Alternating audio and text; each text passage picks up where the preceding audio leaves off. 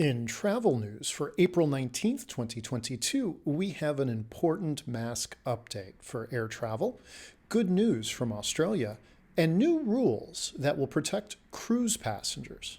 But before we get into that, I'm Brandon with the Adept Traveler, and this is Today in Travel. Yesterday, a federal judge overturned the federal mask mandate for public transportation, ruling that the Centers for Disease Control and Prevention exceeded its authority with the mandate, failed to adequately explain its decision, and failed to get public comment before the mandate was put into place. The Biden administration has not yet determined if they will be appealing the decision or what, if any, future action would be taken. Shortly after the ruling, the Transportation Security Administration released a statement that they will no longer be enforcing the rule. Numerous airlines, including United, American, Delta, and Southwest, followed by dropping mask requirements. This was quickly followed by ride-sharing services Uber and Lyft, who also removed mask requirements. It's important to understand that this order only eliminates the ability for the federal government to mandate that masks be worn on public transportation. This rule doesn't take away the ability for carriers or airports to require that masks be worn.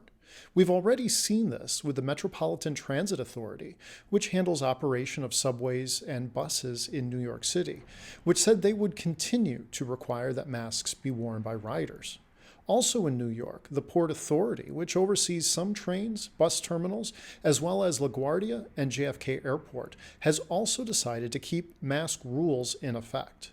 Those flying internationally could still be required to wear a mask. So far, this seems to be based on the rules for the destination country. The recently reopened Australia has removed testing requirements for all inbound travelers.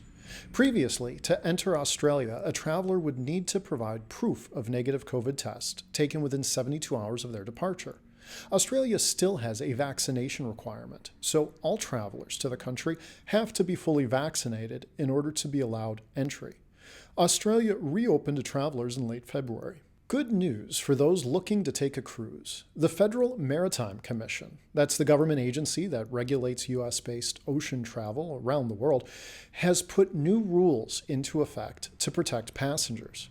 These new rules will entitle cruise customers to a full cash refund if a cruise operator delays or cancels a trip.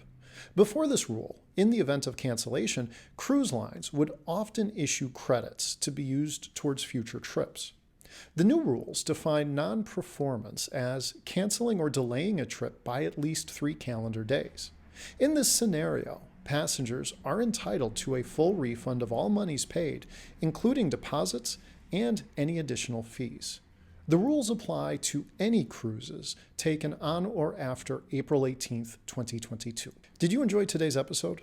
If so, please subscribe to our channel. If we can hit 1,000 subscribers, we can monetize the channel. Then we can justify making even more content.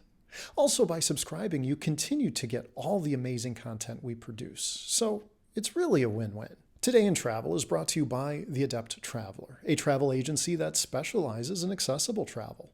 Our goal is to help all travelers, from the novice to the expert, from the able-bodied to the disabled, to travel well. Until next time, travel well, my friends.